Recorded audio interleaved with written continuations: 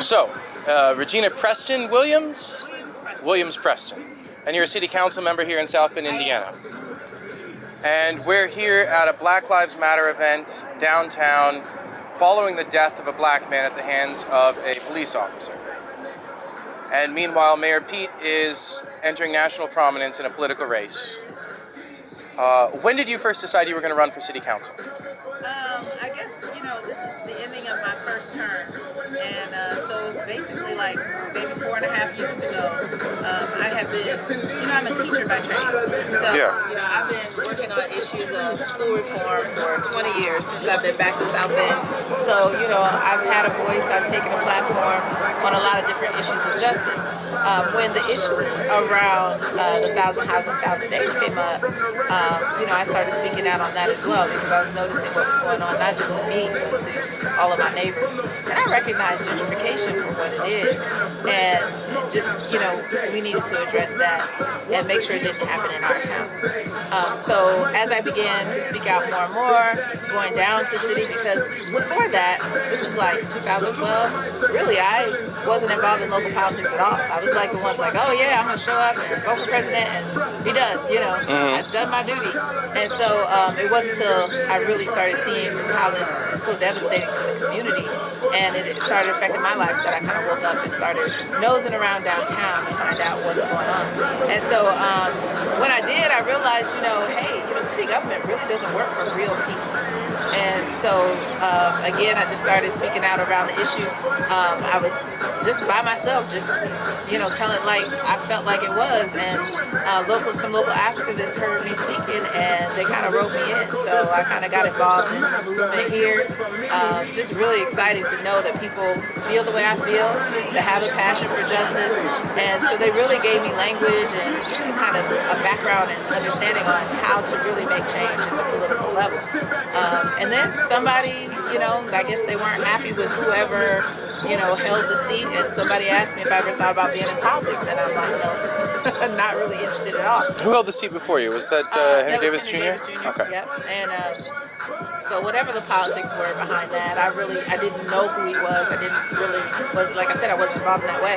But, I'm an activist at heart, and like I said, a teacher, not interested in being in politics. But when I started thinking about, one of the big obstacles, as an activist, like we're always on the outside, beating on the door, trying to get in. And I thought maybe this is an opportunity if we can get one of us on the inside. Hey, just unlock that door and usher in some justice. And you threw your hat in for the mayor, right? I did, yeah. How'd you do? Actually, I didn't win. And the candidate I think everybody kind of knew was going to win, Pete's best friend from high school, that was his, he endorsed him and such. He took the election. But there were so many people, and I didn't do, I only captured like 7% of the vote. That's a good number. But one of the... Pete's below 7 right now. I guess that's true. But I think one of the things that was disappointing is, again, the turnout, and I think that's what I'm really interested in. I knew that it was an uphill battle, like running for mayor, but it absolutely was a great way to get information out there. I had hoped to win, and now I've given up my council seat, which is fine. A lot of people are like, oh, well, that's too bad, we really want you on the council, and I could have challenged the winner for his seat, but I'm not. Is that a 2nd district? That's a 2nd district, yeah. How would you describe the 2nd district? Every community really has some of the same trends. And so it would be that neighborhood that's neglected, disinvested, mostly people of color and poor people, that side of town. Yeah, my old paper route was that part of town. Oh, okay. Huey and all that, yeah. And this is the neighborhood I grew up in, really, back when I was young, almost 50 years ago.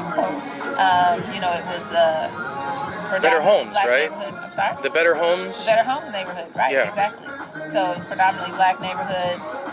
People had great jobs. All the parents, fathers out on Saturday waving and mowing the lawn, and kids, out running the streets, be home before the street lights come on. So that was my upbringing, just a really, kind of wholesome, typical black family the way I would describe it. And it's totally different when I moved back here after college, or after kind of being out there working. It was a completely different by block. Like my block where the seniors were still there is still beautiful and well maintained, but like just the very next block over, things have really fallen into blight and decay. Yeah. So, that's a typical story. That's how neighborhoods, kind of the life cycle of different neighborhoods. And it's a story of gentrification. I mean, just now, over there, technically not in my district, but these are arbitrary lines. It's like literally on the other side of the street. A housing complex that has 101 families. They just got notice last week, stuck to their door, that the complex had been sold. Their rent was going to go up for $200. They're going to have to pay their own utilities. So now instead of paying $500 a month, they have to pay $900 a month. That's 101 families that's getting ready to be homeless. Gentrified as fuck, yeah. And this is exactly how it happens. We've been talking about it. And this happens in every city that does this. It happens in every city. And this is what I've been saying the whole time about Pete, is that, say, well, is it really gentrification? This is a small town. There's lots of land, there's farmland outside. But the truth is, it is. I mean, displacement is what gentrification is about. Yeah. And it didn't start with Pete. But the thing is, he has the opportunity to change it. How you doing, brother, man? Great, good to see you. Hey, I was listening to you. You was deep. You was deep. Oh, thank you. All right, I did 6 break-ins for you. I think we all good and everything. You sounded really good on there. All right, great. Awesome. So we good. Appreciate it. Good. Okay? Thank you so much. Anytime, girl. All right. Have a great day. I will. Beautiful day. You be safe on your trip on next week. Thank you. I sure will. I'm driving to Arkansas. Oh, okay. Yep, back to the homestead, huh? You going to Little Rock? Actually, farther down. Our place is 2 miles from Louisiana border, down in the El Dorado. Oh wow! Yeah, you going deep. Going deep. Bayou. Deep. That's right. Get some crawfish for me. Okay, I'll do that. Could you speak a little to police relations between the city and the West Side population? Again, like what you see in all these cities, these small cities are just a microcosm of everything that's happening everywhere else. Again, especially once I got on the council, I have a lot of people telling me about their long history of being, followed by the police, retaliated against, or even not, if they're not being retaliated against, just the way in which we have such a police presence in our neighborhoods. I experienced it myself. I had anytime anything happens, you've got like literally 6 or 7 police cars respond, in your neighborhood. What does that do? How does that make people feel? I could tell everybody has stories about what happened, but my husband and I went to the store, came back, we were literally a block from our house, and the police turned the corner, and we had a brand new car. My husband forgot to put the new plates on, the old plates, so it was like, oh, okay, don't worry about it, But they got their probable cause. Right, so and then what they we pulled right into our own yard, because we were home, essentially. He was like, oh, I'll take care of it, you go ahead and put the groceries in. So I got out of the car, I'm holding the groceries, and I turned around, there's a cop with a gun pointed on me, talking about, get back in the car, and I was like, okay, authoritarian fascist. It's just like I'm in my own yard, in my own house, and we're talking about a license plate being expired. That's the driving while black thing, right? Yeah, and literally there were like 9 cops showed up for this. Now it turns out we knew one of them, went to school with one of them, so it was all they took care of it. Right. But suppose you were just some random black person they didn't know. Exactly. So it's that, and this issue with NEPR, I think that has really inflamed things. The fact that when I got on the council 4 years ago, that was a big issue because we had the LaShawn Franklin situation where this young boy, high school student sleeping in his bed at 2 or 3 in the morning is accosted by the police, jump on his bed, beating him in his face, drag him out into the police car, and then realize it was mistaken identity. That child is scarred for life. Yeah. And they said, oh, well, it was just a mistake. And I'm not even sure they ever even issued an apology. And so, that happened. And now here 4 years later, I'm about to step down from the council, and we have Eric Logan shooting. Yeah. So I think that it's just, and that on top of the tapes, this case that's been going on forever. So there's this dark cloud, kind of in the community for people of color and the police. And it's not different from any place else, but it's still just as devastating. What would you have Pete do about those tapes?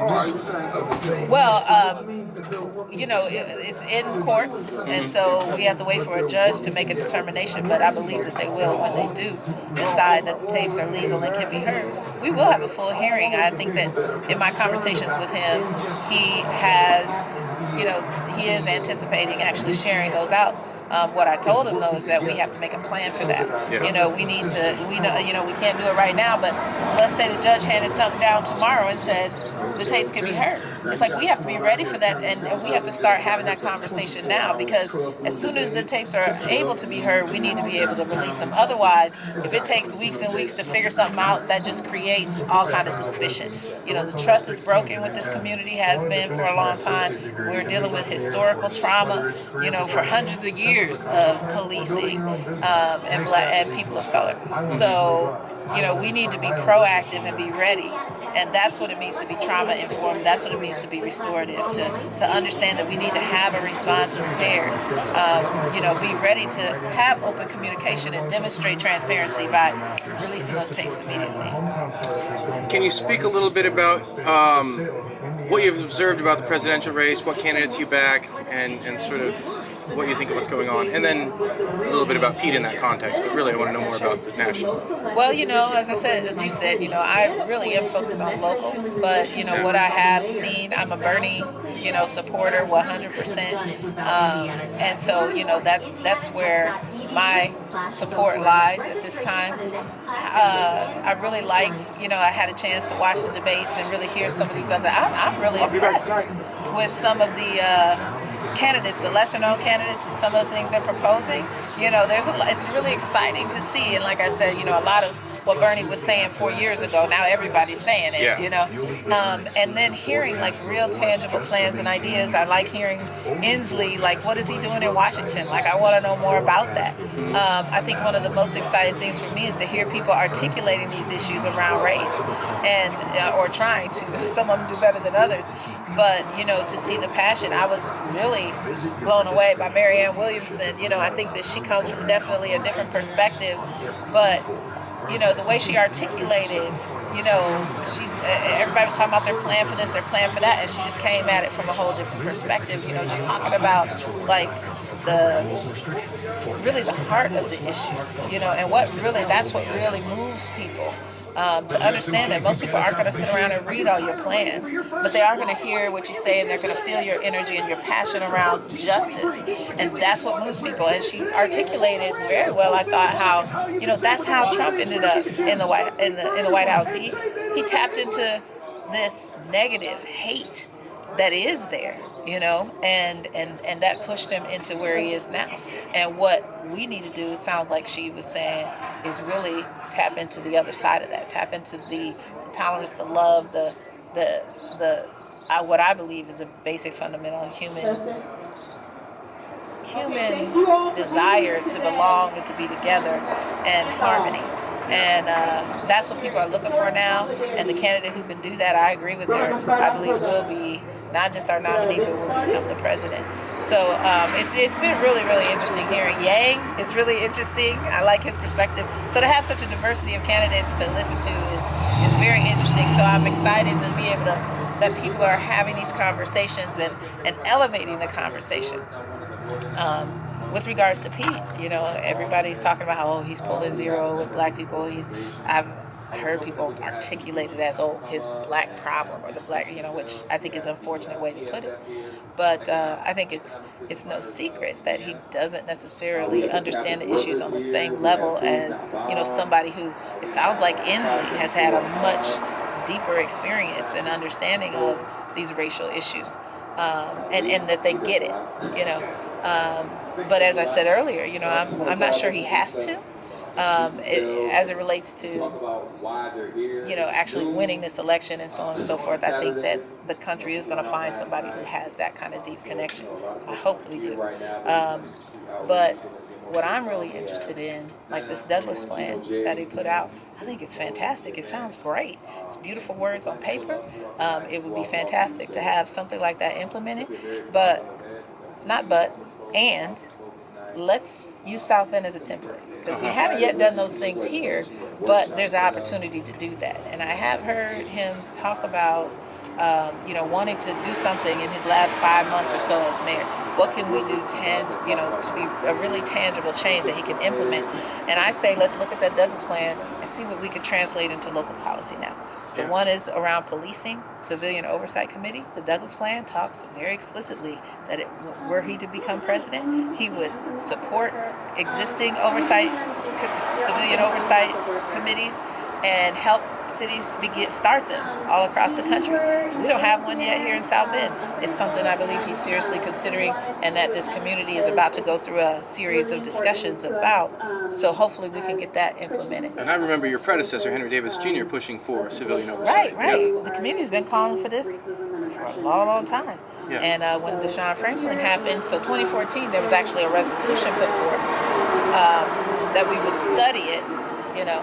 In 2014, when we had the issue with Deshaun Franklin, we said, well, let's do what we said we were going to do. We haven't done that. That fell flat. So here we are 4 years later.